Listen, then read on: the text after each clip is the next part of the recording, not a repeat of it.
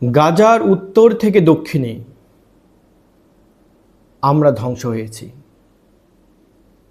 বেত হানুন থেকে রাফা পর্যন্ত আমাদের দেহগুলো মিশে গেছে ধূলিকণায়।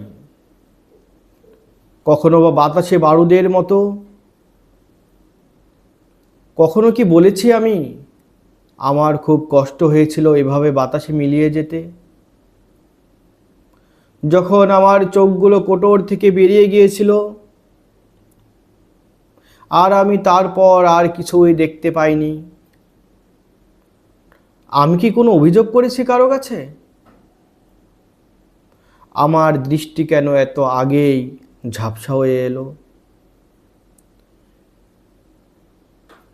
আমি কাউকেই আমার ব্যথার কথা বলিনি।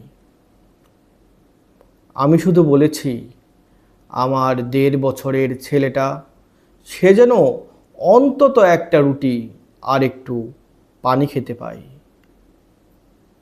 আমার 4 বছরের মেয়েটা আছে, সে যেন অনাহারে মারা না যায়। আমি তারপরেও কোনো শব্দ করিনি, যেন সেই শব্দে আরও একটি বোমা আমার আঙ্গিনায় এসে না পড়ে। অথচ আমার সন্তানরা অনাহারে মরেছে, আমার ছেলেটা পানিও পায়নি। আমরা ধ্বংস হয়েছি উত্তর থেকে দক্ষিণ পর্যন্ত, একেবারে চিরতরে।